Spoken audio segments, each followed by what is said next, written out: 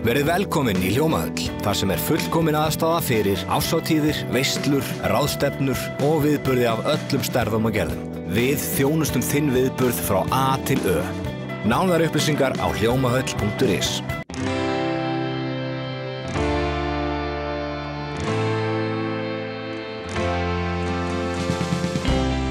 Komið sæl og verið velkomin í Suðurnesja Magasín. Þátturinn tileinkaður tveimur flottum Suðurnesja konum. Við heimsækjum Sigrúnu Línu Ingólfsdóttur sem ákvað að leita upp brunans. Mjög áhugavert viðtal. Þá hittum við Gunnhildi Þórðardóttur sem stendur fyrir mjög skemmtilegum ljóðaviðburði í Reykjanesbæ. Hver Sigrún Lína Ingólfsdóttir?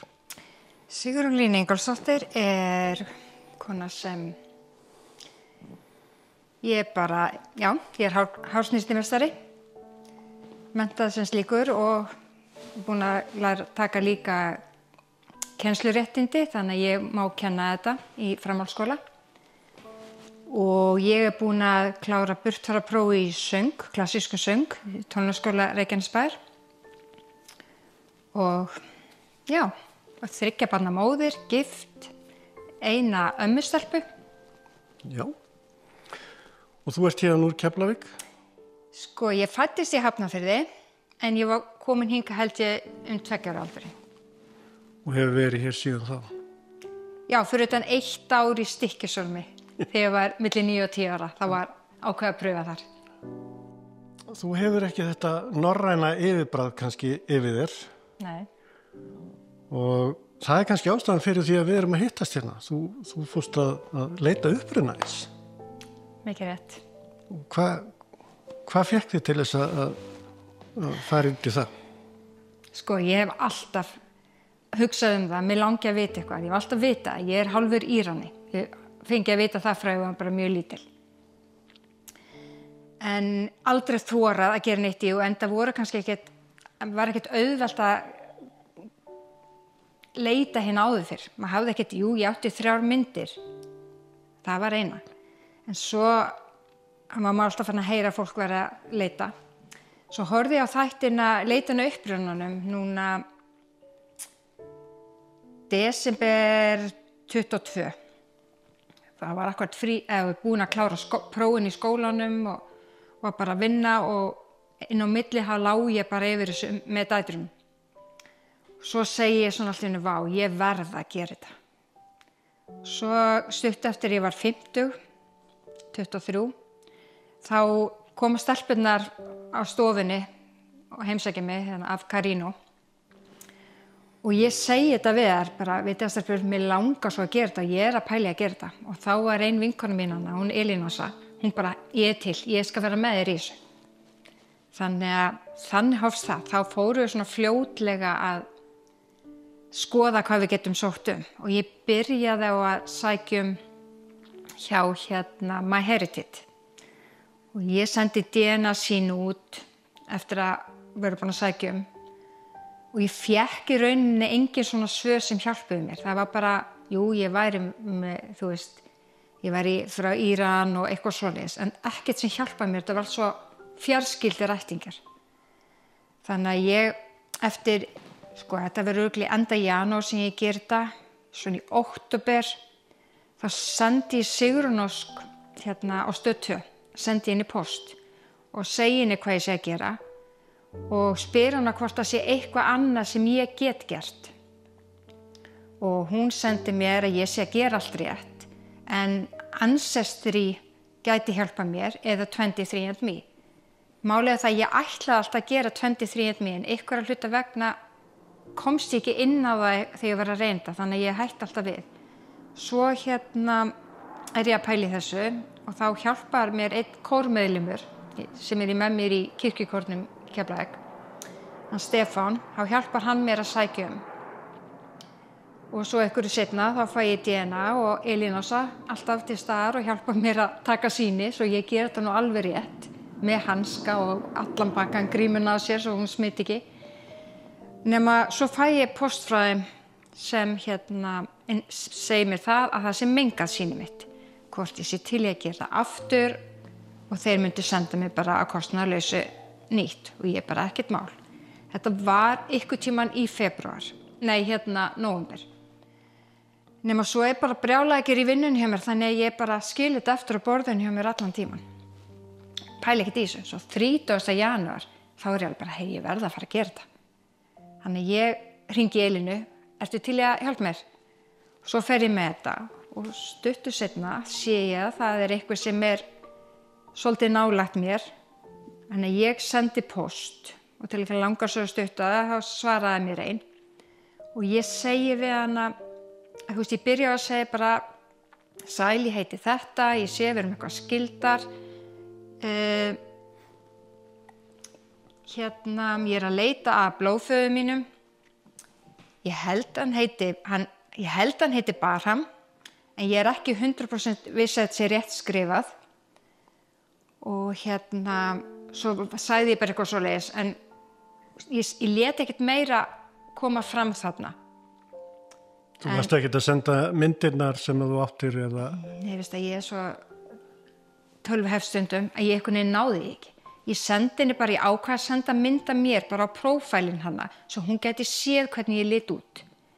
Af því að ég var svona bara, svo ég haldi ekki sér eitthvað gæla leita ykkur maður hugsar alltaf að versta. Nema svo sé hún svara mér og ég náttúrulega las ekki allan póstinn, ég las bara hæ, hún var til í að hjálpa mér, en það væri enginn með þessu nafni í fjölskyldunni. Og svo spurðum við eitthvað meira hvort ég geti sendt myndirnar og ég sendi henni Facebook-linki minn og bara eitthvað svona dæmi. En hún var ekki með Facebook. Nema það ykkur hluta vegna ég las ekki allan póstinn frá henni því að þegar ég fór ykkur dögum seinna inn á þetta eftir að allt byrja að ganga upp, þá sá ég, en það einn með nafninu Barham, það bara R-ið og H-ið sussaðist, en ég las það aldrei. Þannig að ég var bara svona, ok. Nema að daginn fyrir skírdag í fyrra, þá eru allar stelpunni elsta var komin í mat með dóttir sína og ég að segja að það sé búið að svara mér. Þannig að ég að fara inn á póstinn og svo bara allt í einu öskra upp, ég alveg, shit, og það alveg, hvað? Af því ég var náttúrulega bara að fara að lesa fyrir að póstinn. Og ég eiginlega stífnaði upp og þá sé ég að hún búin að senda póst og segir, maður að nafni Barham búin að nálgast á Facebook. Og bara sjá nafnið, þá vissi ég að þetta gæti verið að því þetta var nánast sama nafnið.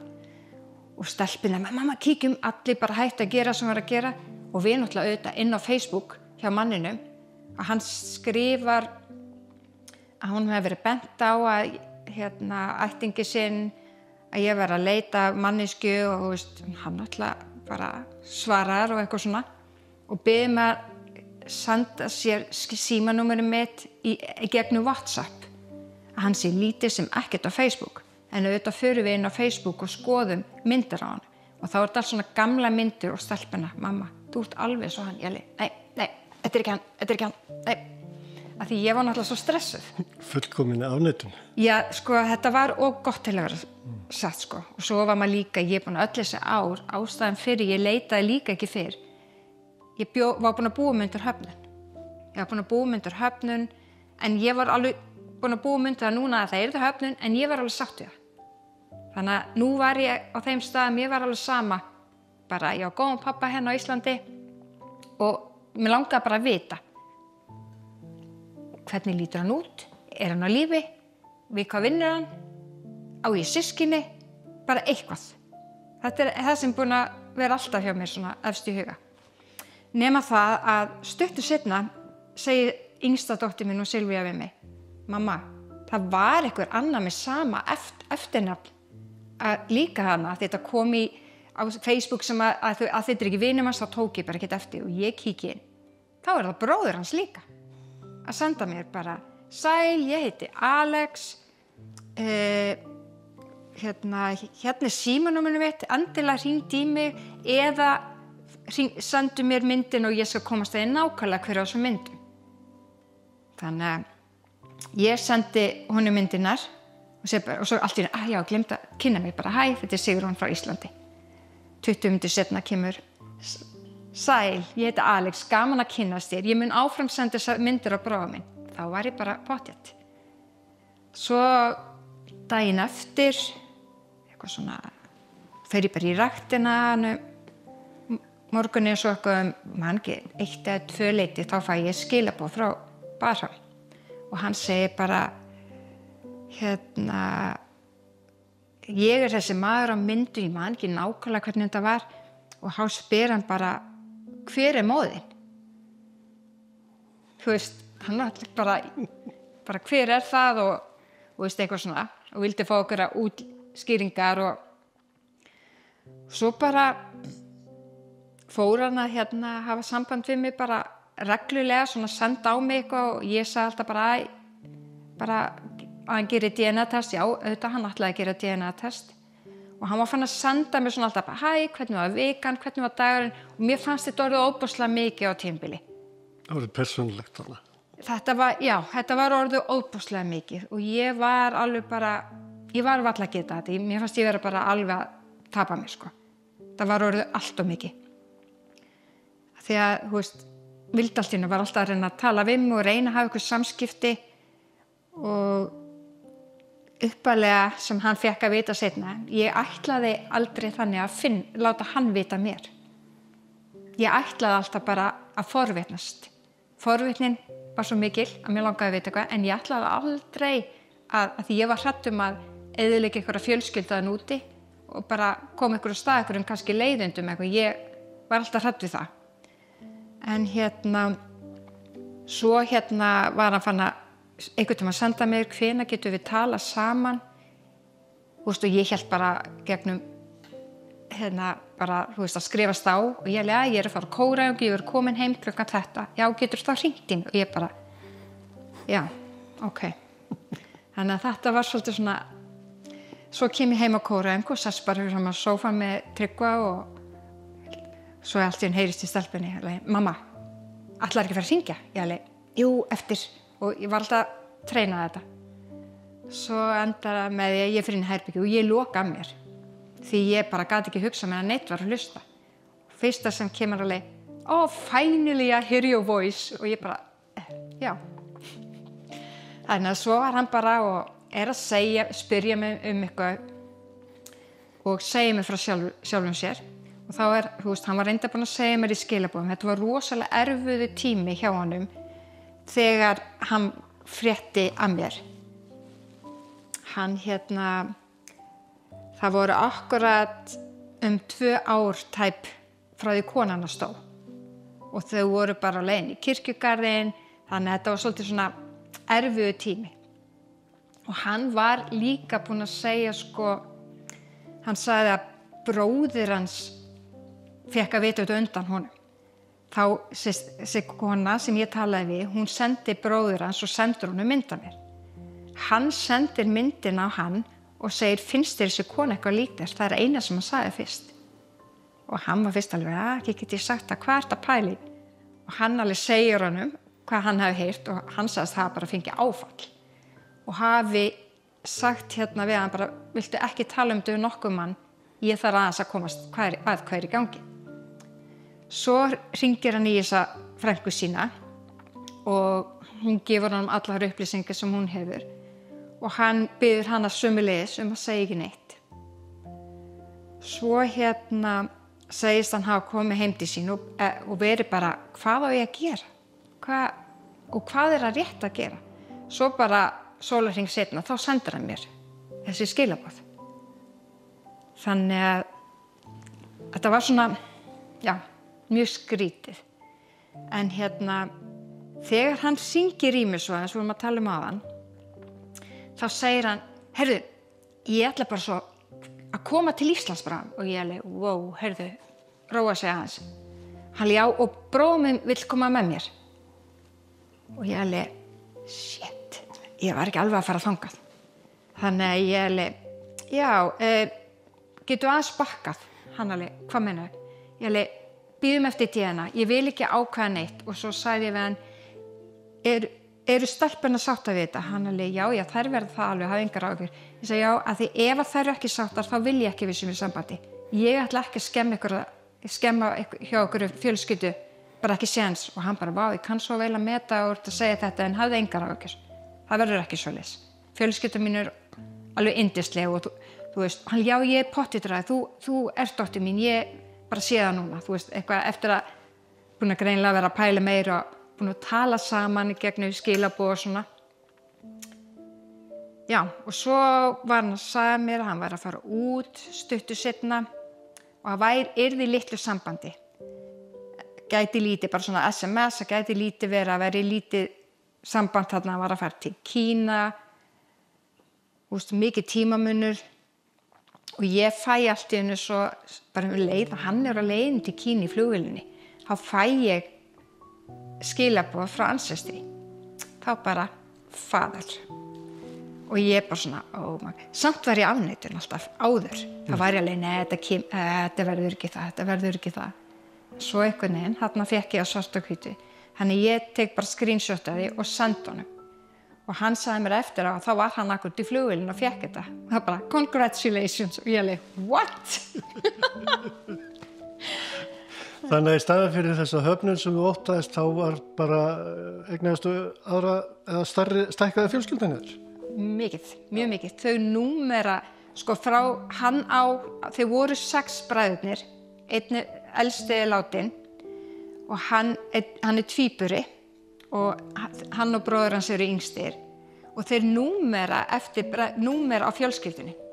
Þannig að elsti bróður númer 1, hann númer 5 og svo það börnin og barnabörn allt kom inn í þetta. Þannig að við erum öll komið með númer. Núna eftir hvenær maður kemur í fjölskyldu og maka líka. Ef þú ert giftur inn í fjölskylduna, þá fær þú númer líka. Við erum honum 72 held ég. Bara frá bræðrum hans og þetta alveg slatti. Málið það að þegar ég vissi þetta þegar ég var búin að fá staðfestingu að það væri búin að finna þótt ég væri ekki búin að fá staðfestingu hver hann væri, þá hringdi ég í systur mína.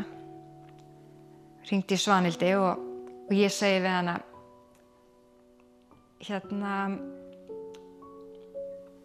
ég held ég sé búin að finna hann. Hún bara, vá, geggjað og ég veit það ekki. Og ég hvernig á ég að segja mamma og pabbi þetta? Hún viltu að ég komi með þér? Og ég nei, ég er ógeðslega stressuð, ég er bara að deyja. Svo ákvað ég bara að fara ánga inn. Það voru allir búin að bjóðast til að fara með mér þegar vissu allir að ég var að fríka út. Þetta náttúrulega svolítið viðkvæmt mál þegar maður fer af stað í svona rannsóknir og leita upprunans. Hvernig tók uppeldisfaðirinn í þetta mál? Hann tók mjög vilja. Málið að ég talaði við hann áður en ég gerði þetta. Þá var ég að segja hann, ég var að horfa á þessa þætti á Stöð 2 og ég sagði hann, vá, mér langar eiginlega bara að gera eitthvað svona og þá sagði hann bara, ég hef bara fullan skilning á því. Það langar auðvitað öllum að vita eitthvað. Og þar með tók ég sem bara, já, ok, hann verður örugglega kúl með þetta. Og hann hefur stutt með allan tíma. Já, þannig að þetta var ekkert viðkvæmt mál. Nei, ekki þannig. Það var meira gagnvart mér sjálfri. Þú veist, ég hafði áhyggjur. Ég var meira hrædd hvernig þau tækju sig því ég vildi ekki særa þau. Ég var svo hrædd að særa þau. Og það var líka hluta. Það var ekki bara ég var hrædd að særa fólki út og eðilega. Ég var mjög hrædd að særa fólki mitt hér. Og það líka stór hluta því af hverju ég gerði þetta aldrei fyrr. Já. Og svo að særa fólki út í sig og það var kannski ekkert auðvelt heldur að byrja að eiga samskipti við þau og opna á þetta. Nei, það var það ekki. Og þetta, eins og ég segi, þegar þau voru öll svona opin og vildu heyra í mér, þá eiginlega fór ég að bakka það svolítið því þá fannst mér þetta orðið svolítið yfirþyrmandi og bara tilfinningarnar það voru út allt hjá mér. Það þurfti lítið til svo ég var alveg að brotna. Ég var eina stundina rosa glöð og vildi segja allir næstu stundin hann langaði bara að fela mig og fara að gráta. Af því að þetta var óbúslega mikið.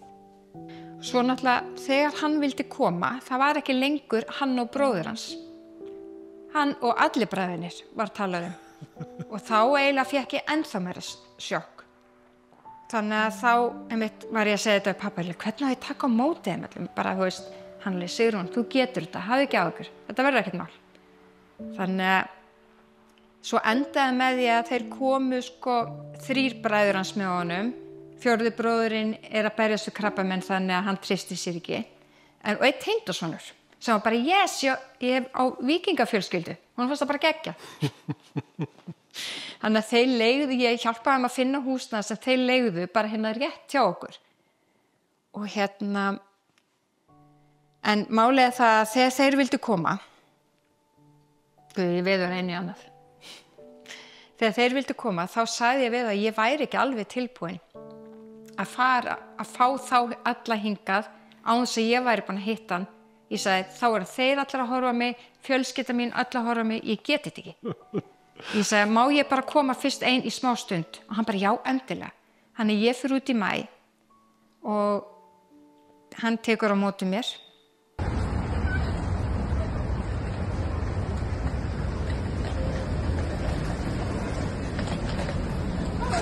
Over there.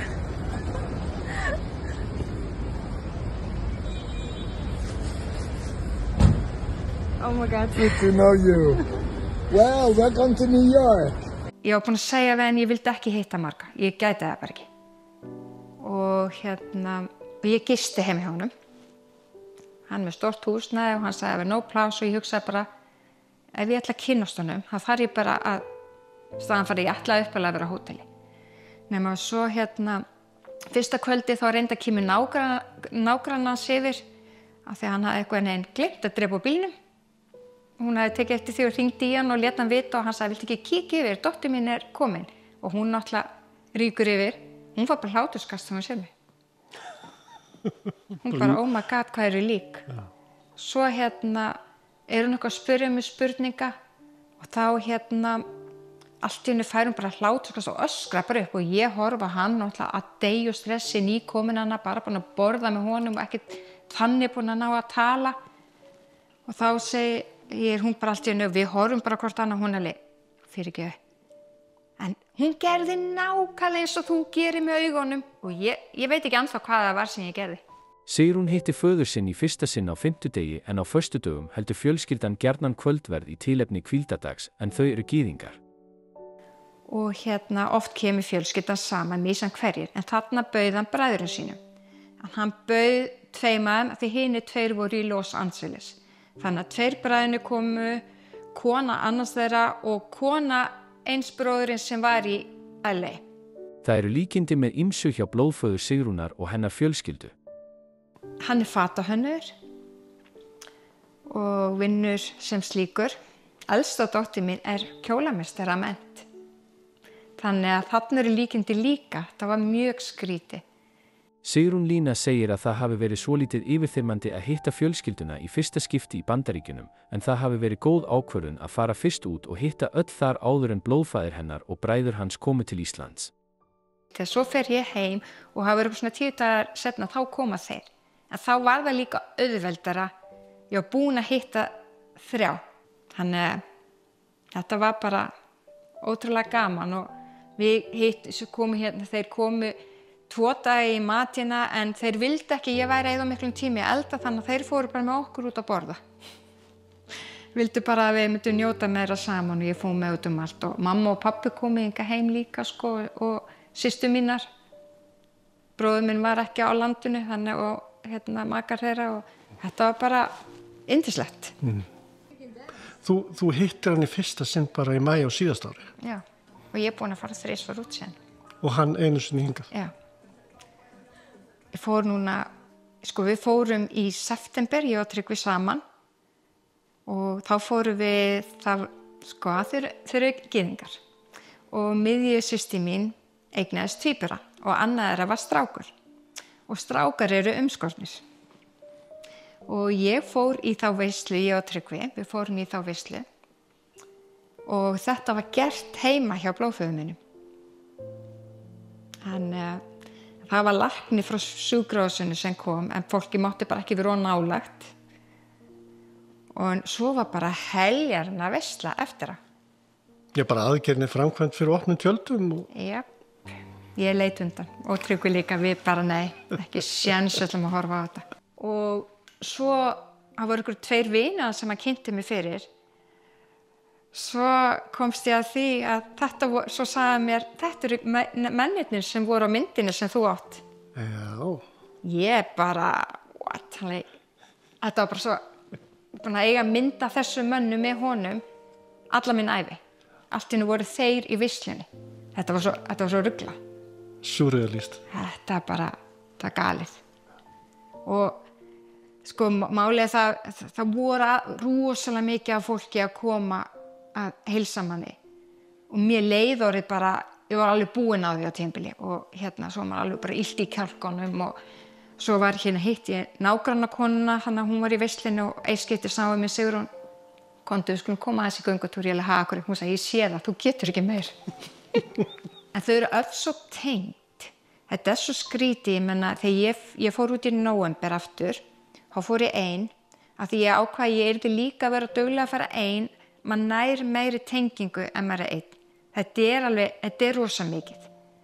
Sko, eftir því sem meira maður kynnist þeim, þá maður bara, vá, þau eru yndisleg. Maður fann það reynda strax, en þetta var bara mikið. Og núna ég mitt elsta systir mín, sem 37, verður 38 núna, hún ófrísk á öðru barninu hjá sér. Og hún á að eiga í maí, og nú hann búinn að spyrja, ætli ekki að koma? Sigrún Lína hefur farið 3 að hitta fjölskyldu sína í Bandaríkjunum og blóðfaðir hennar og bræður hans hafa komið einu sinni til Íslands. Þetta bara yndislegt. Ég meina, svo fórum við með þá eitthvað hér. Við byrjum að fara fyrst með það Gunnu hver og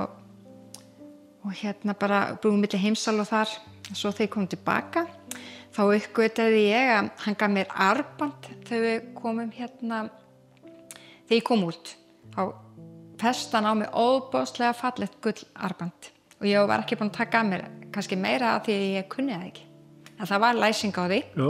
Ég bara kunni það ekki og ég einhvern veginn var allt svo hrædd að slíta, þannig ég bara lét að vera að það var svo fast. Og þegar þeir komu allir hingað, þá gáðu mér allir saman armband sem svona allt öðruvísi, en það var með svona litlum demantí og nöfnin á öllum bræðrunum var búið að grafa inn í. Þannig að ég var búin að láta festa, hann tók ekki hitt af. Svo því kom tilbaka úr sér, þá var horfið gullarmbandið. Þannig að ég og ekki fundið sér. Nei, það ekki fundið. Ég er búin að auglýsa og það var svolítið sárt. Þannig að fyrsta sem hann gaf mér, en allan að minningin. Hvernig fannst þeim að koma til Íslands? Ég heldur að fundist alveg að þetta svo allt öðruvísi en Bandaríkin, skilu. Ég heldur að alveg fundist þetta bara fínt. En þú veist, ég var búin að vara við að það svolítið kalt hérna. Það var kalt. Fórum í bæinn með þau, svo fórum með flyover Iceland og bara labba Laugaveginn og eitthvað svoleiðis. Fórum svo ætluðum við að fara 3. daginn á Gullfoss að Geysi og þá voru 2 þeirra ekki að nenna sitt í bíl svona langt og eitthvað tæpir í baki. Þannig að þá fórum við í sund hérna í Keflavík og það fannst, einn þeirra tengdasonurinn, hann bara vill redda sér svona heitum pott bara heim til sín með nutti. Hún fannst það geðveikt. Bara að sundlaugin hérna í Keflavík geti heillað svona. Já. Það var bara magnað. En það alveg óhætt að segja að tilverðin hafi lífgað við hjá ykkur og þessari fjölskyldu. Já, það ansi margt búið að breytast. Þetta galið, sko. Já. Og ef við hugsaum aðeins tilbaka að nú ert þú söngkona, eins og þú segir, og tókst þátt í uppsetningu á fiðlarnum á þakinu, þannig að það má ég að segja að þú hafi verið að leika sjálfur þar í gyðingasamfélagi. Já, þetta var svo skrítið, aldrei hefði maður trúið að þetta svo fyndið að maður hugsa svolítið tilbaka, ég alveg, vá, já, af því ég leik Sætil þar og það var alveg bara svolítið fyndið og ég mitt sagði honum frá því, hann bara, já, ég búin að sjá það oft og búin að fara í leikhús og sjá þetta og eitthvað svona, þetta alveg bara óbúrslega skrítið. En þú veist, svo líka þegar ég var að leita, það langar maður að vita, eitthvað sem ég þarf að vita, þú veist, einhverju sjúkdómar, eitthvað svona, þú veist, þetta var líka það sem ýtti mann áfram, maður vildi bara vita eitthvað. Já. Það bara svona... Það væri eitthvað argengir af eitthvað. Já, það mjög gott að vita svoleiðis. Já. En ótrúlegt hvað hægt að gera í dag að finna tengsl með smá lífsýni. Smá sýni úr kynninni eða hráka. Tengja saman Ísland og gyðingasamfélag í Íran. Akkurat. En þau, sko mála það, þegar hann kom til Bandaríkjanna fyrst, þá var hann ólöglegur innflytjandi. Og hann fer tilbaka, ætlaði bara fara heimsækja einn bróður sinn í London, af því mamma var í heimsókn og þá ætlaði bara hittast þar. En svo komst hann ekki tilbaka því hann var ólöglegur. Hann fattaði það ekki. Hann sagði, ég var bara krakki, ég áttaði mig ekkert á því að ég var búin að vera að vinna á bensinstöðum, vinna svartilega fyrir mat og svo var hann í skóla, þetta var allt ólöglegt. Þannig að það tók mörg ár að komast aftur til Bandaríkjanna og þá var öll fjölskyldan bara, svo komu þau öll. Mamma og svo pabbi líka, sko. Áður ég kemdi söguna, þá var hann 3 dætur. Ein var 35, ein 37 og ein 30. Hann átti 2 barnabörn. Eina, miðjusystir mín, hún á 2 ára stelpu og hinn var hún var ekki orðin 2. Og svo var hinn sem elst átti nokkra mánaða. Ég kem til sögunar. Hann eignast Söndru sem að vera 32, Sigríður verið 26 og Silvía verið 16 á þessu ári líka. Og Amelia, hún 7 ára frá í nóvember, hann langjafi allt í henni. Elsta barnið hans var að verða 2 ára, allt í henni átti hann manneski sem var 31 árs sem var barnið hans og allt í henni orði langjafi barn sem var að verða 7 ára þarna. Þannig að þetta breytist ansi mikið. En þetta hefur allt saman leist farsællega og allir bara lukkulegi með hvernig þetta rætist úr þessu. Já, mér sýnist allir vera bara mjög sáttir og líka bara gaman að eignast eitthvað aðra fjölskyldu líka sem að getur verið í sambandi þótt að þetta verði aldrei eins, þetta verður aldrei eins og fólki mitt hér. Ég verði aldrei eins tengt þeim eins og fólkinu mínu hér. Það vantar 50 ár hann á milli cirka. Já, og þá sagði hann líka þegar hann sagði að nú þurfum við að vera duglega bara að heyrast nógu oft og hittast og ég alveg já, svo reyndi að draga úr ykkur og hann sagði nei, við erum búin að missa það mikið 51 ár. Við erum búin að missa allan þannig að við þurfum að vinna þetta upp saman og við þurfum að gera það rætt. Þannig Já, eins og þú segir, fjölskyldunetið sterkt hjá þeim óbærslega sterkt, já. Og þá kannski bara eðlilegt að hann vilji svolítið fá að halda utan um ykkur líka. Já. En við gerum náttúrulega alveg bæði hann og við gerum okkur grein fyrir þetta verður aldrei eins og þú veist, hinn þegar þetta bara allt annað. Já. Ég hef alltaf verið skráð Sigrún Lína Barhams en ég kalla mig alltaf Sigrún Lína Ingólfs og ég segi alltaf Sigrún Lína Ingólfs en í þjóðskrá Barhams. Nema þegar ég sé að þetta vitlaust skrifað og þá hann var fyrst spurði múti hvers dóttir þetta og ég sagði það og hann bara, ertu með nafnið mitt bara vitlaust skrifað? Ég alveg, já. Vá. Og hann alveg, viltu ekki breyta þessu nafni og hafa þetta rétt? Ég alveg, jú, ég ætla að sýsa stöðunum. Nei, það ekki rétt. Ég alveg, Hann alveg, þú ert Haka Kían. Ég alveg, já, viltu ekki vera eins og stelpurnar? Sigrún Lína Haka Kían og ég alveg, ég ætla aðeins að hugsa þetta. Svo sagði ég, en ef ég geri bara Sigrún Lína Barhams rétt skrifað og Haka Kían þá greitt á sig. Nei, það ekki rétt. Ég alveg, nú? Hann alveg, já, það ekki rétt. Það Haka Kían, Barhams, við gerum það ekki út Mér langar svo að sést eins og stelpunnar hinnar og ég sést bara eins í fjölskyldunum. Ég alveg, já, ég ætla aðeins að hugsa þetta. Ég þurfti smá tíma, ég var ekki viss. Ég hafði ágjörð hvað þegar hann gömul komin að 11 heimili maður. Oft ræti ég örglega við alla að ég heiti ekkert Sigrún Lína Haka Kían. En ég allan sóttu breytingu. Mamma þurfti að skrifa undir og hann þurfti að skrifa undir og var með afrita vegabréfin hans. Þannig að núna ég skráð Sigrún Lína Haka Kían.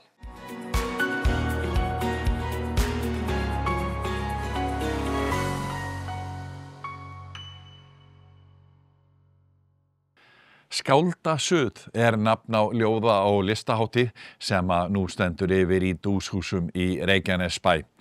Gunnhildi Þórðardóttur, ljóðskáldi, margt til lista lagt og Hilmar Bragi ræddi við hana listina.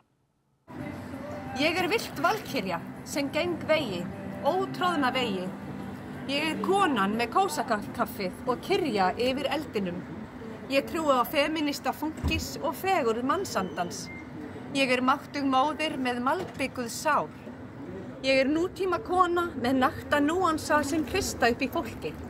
Ég hristari með hamfara kokteil í hendi og hjartað á réttum stað. Ég grjótharð gríla og gælla á sama tíma.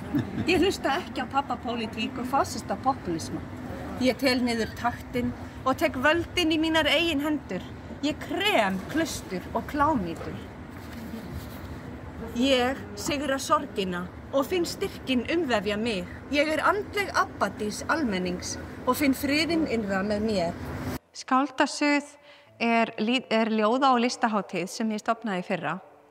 Gekk mjög vel. Við vorum með bæði sýningu og upplestur og svona vinnusmiðju fyrir börn og ungmenni í bókasafninu. Og nú erum við komin hér í Bíósal Dúsósa og við erum í rauninni bara í mjög svipaðri dagskrá eins og í fyrra með sýningu sem heitir Orð eru til alls fyrst. Og þessi sýning á það bara sameinlegt að á henni eru textaverk. Og mörg þessara textaverka tengjast ljóðum, alveg beint. Önnur ekki á neitt sérstakan hátt nema bara þetta eru orð og stafir. Og Þú ert að kalla að borðinu fólk úr bara öllum áttum. já, ég geri það. Mér finnst mjög gaman að blanda ljóðlist og myndlist saman. Ég vinn þannig sem myndlistamaður og hef alltaf líka verið, ég hef verið að skrifa alveg frá því að ég bara man eftir mér. Og náttúrulega lærði myndlist en var alltaf sjálf líka bara að teikna og mála. En ég er með marga listamennina. Þetta Hanna frá Jaðri, þetta hún Jóna Líf Halldórsdóttir og svo þetta ljóðskáldinn Anton Helgi Jónsson og Sigurlín Bjarney Gísladóttir og þau einmitt stiga á stokk á upplestrinum líka. Og síðan ég sjálf með verk og Sossa sýnir líka og svo erum við með mjög skemmtilegt verkefni sem heitir Samfélag fyrir öll. Það pólska listakonan Venana Skreka sem býr og starfar hér og hún hefur verið að vinna með Rauða krossinum. Og þar eru við með 15 erlenda þáttakendur frá 8 löndum og þau eru að lýsa því hvað heima fyrir þeim. Mjög fallegt, svona ljóð á pappírskaullur. Þið ekki bara með verk hér í Bíósal Dús, þið eru víðum bæinn. Við erum víðum bæinn, já, vissulega. Við erum ég ákvað að kalla það ljóð í lauginni, að þá getur fólk komið að lesa ljóð. Bæði í kaffiaðstöðinni, þau geta líka lesi ljóð í búningsklefum og í pottunum og svo bara poppa ég upp annarslagið og byrja að lesa ljóð fyrir fólk. Og ég náttúrulega ekki fullklædd, ég bara í sundból og því að mér finnst bara allir vera jafnir í sundlauginni og við komum bara til dyrana eins og við erum klædd. Þannig að svona gaman að hugsa þannig líka. En við erum líka með ljóð á gönguleiðum hérna í Reykjanesbæ og svona eins konar ljóðalabb og ég bara setti þetta á bekkina. Fólk getur sest niður og lesið ljóð. Mér finnst það líka mjög mikilvægt. Og kannski góðum degi gaman að fara út að labba og lesa ljóð. Þannig að, og svo erum við líka með í strætóskílunum í Reykjanesbæ. Þannig að þetta víða. Svo fannst mér líka bara mjög mikilvægt að tefla fram þekktum og óþekktum skáldum á upplestrunum og líka í þessum sýnilegu stöðum þar sem hægt að lesa ljóðin. Og já, bæði ung, eldri, óþekkt, þekkt og já, mjög skemmtilegt að blanda þessu öllu saman og líka fjöldinn allir af þessum ljóðum eða ljóðskáldum sem tengja svæðinu. Mér fannst það líka skemmtilegt. En svona kannski leið fólks að ljóðinu kannski bara sniðugt að koma á svona viðburð og kynnast ljóðinu með þessu formi, að láta lesa það fyrir sig. Áður en þú fer kannski að demba þér á bókasöfninni í bókabúðurnar að leita þér að ljóðabókum. Einmitt. Mér fannst líka mér finnst þetta svolítið skemmtileg hugmynd að vera ekki alltaf bara að hafa allt svona formlegt. Og þegar maður einmitt í sundlauginni að bara drekka kaffi, af hverju ekki þá að vera að lesa ljóð eða að einhver annar að lesa ljóð fyrir þig. þegar þú ert í heita pottinum eða að þú ert bara á göngu. Þetta þarf ekki að vera svona formlegt þar sem þú ert endilega inn í ykkur safni að hlusta á ykkur segja ljóð, en þetta má líka bara vera á óformlegum stöðum. Ég fannst það líka mikilvægt. Einhvern veginn að svona brjóta hindranirnar. Mér finnst það mikilvægt. Hvernig bara vaknar þessi hugmynd að gera þetta? Ég fæ reyndar oft hugmyndir í sundlauginni og það er rosalega gott fyrir mig að því ég hef svo lítinn tíma til að hugsa mikið svona í friði heima hjá mér. Ég á svo mörg börn og ég er alltaf á þeytingi í kringum þau. Það finnst mér mjög gott að slaka og hugsa einhverja hugmynd í sundlauginni. Og þessi hugmynd bara komið með þar og mér fannst bara svo tilvalið að ímynda mér eitthvað, að hægt sé að gera eitthvað í sundlauginni sem þú ímyndaðir venjulega ekki að þú myndi gera. Og það eru fáir sem að taka bækur með í sund, en það eru reyndar sumir, maður hefur séð það, alveg í pottunum, þau eru að lesa bara. Og það er bara gaman. Og mér fannst þetta einhvern veginn vera svona tilvalin hugmynd að halda aðra hátíð á þessum tíma og að því Reykjanesbær og bara Suðurnesin. Við erum svo stórt samfélag og það er alveg pláss fyrir að halda aðra hátíð, heldur en ljósanótt eða aðra bæjarhátíðir. Og það er bara svo mikil kraftur hérna og suðupunktur, þess vegna kalla ég þetta líka skáldasuð út af Suðurnesjum, út af suðukraftinum, þessi svona sköpunarkraftur og svo er líka þetta hljóð, suð. Og það er svo oft svona hvasst hérna, þannig að já, hugmyndin kom eiginlega bara til mín þegar ég var að synda. Mér finnst rosalega mikilvægt að bara bæjarbúar nýti sér þetta tækifæri. En svo mun ég líka vera með skemmtilega vinnusmiðju fyrir ungmenni, börn og ungmenni á laugardaginn 15. mars. Og þar mun ég vera með svona skáldasmiðju fyrir þau. Þau geta unnið bæði ritverk eða myndverk eða hvoru tveggja. Og svo náttúrulega bara mun ég halda áfram að poppa upp hér og þar, lesa upp ljóð og hver veit nema ég muni jafnvel lesa ljóð á göngustígunum en ég muni allan að mæta í sundlaugina og lesa ljóð fyrir gesti og svo er hægt að njóta þess að skoða ljóðin bæði í strætóskýlunum, göngustígum og í lauginni. Það er oft svona einhver áherslumunur að heyra höfundinn sjálfan lesa ljóðið eða handritið heldur en þú lesta. Það kemur önnur túlkun, það er önnur upplifun, þannig að já, ég mæli mjög mikið með því að hlusta á höfunda. Það er aftur ljóðalestur 13. mars. Já, einmitt. Hver taka þátt í honum? Já, það er Elías Knörr, það er Sigurbjörg Þrastadóttir, það er Valdimar Tómasson, Ægir Þór Janke og ég sjálf, Gunnhildur Þórðardóttir. Og það er hérna í Dús? Og það er hérna í Bíósal Dúsúsa, klukkan 5, 13. mars. Leið við þakkum fyrir áhorfið, viljum við minna á að við erum að gefa út okkar vikulega blað. Verður 45 ára á þessu ári. Blaðinu er dreift ókeypis öll Suðurnes á 25 til 30 stöðum en einnig á 4 stöðum á höfuðborgarsvæðinu. Það er hægt að nálgast blaðið rafrænt á vefnum okkar www.ff.is.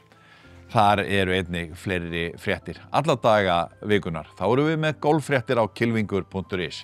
Við þykjum góðar ábendingar efni sem gæti verið í okkar miðlum. Við þakkum fyrir að sinni. Verið sæl.